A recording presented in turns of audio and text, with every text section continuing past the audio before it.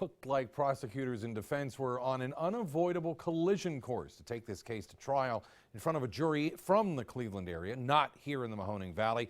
But about 90 minutes into this morning's pretrial, things began to take a dramatic turn.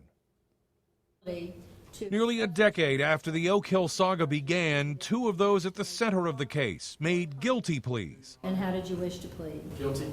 Both John McNally and Mike Shortino agreed to deals late this morning, avoiding trial that was set to begin Monday.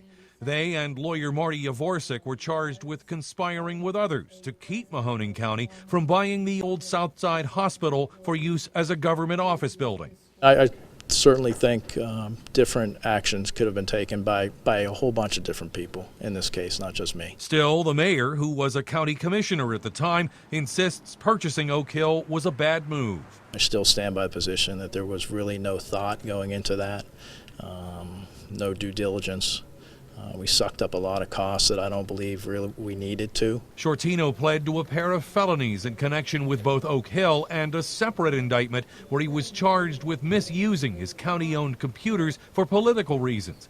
He will now be barred from holding office again. However, McNally's charges are misdemeanors, meaning he can remain in office and even run for re-election.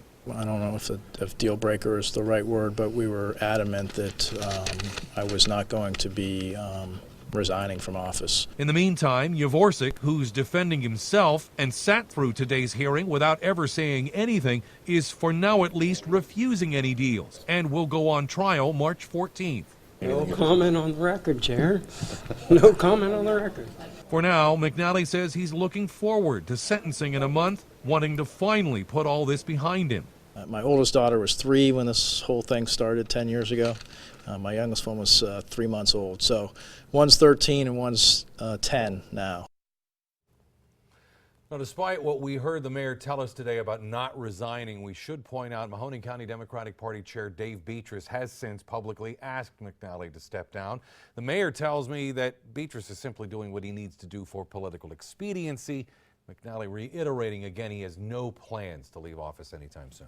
So one thing people might not realize, McNally, Shortino, they're both lawyers. Is this going to impact their licenses? Yavorsek. Yeah. It well could. The judge was pointing out today that ultimately these are now two lawyers who have been convicted of criminal offenses, right. Some misdemeanors obviously, but the Supreme Court handles those things. The Board of Grievances and Discipline will now have to weigh in at some point, as well as what ultimately happens to Yavorsek. Now, they did plead guilty. They need to be sentenced. What's the status of that? Well, at this point, Yavorsek goes on trial, as I said, March 14th.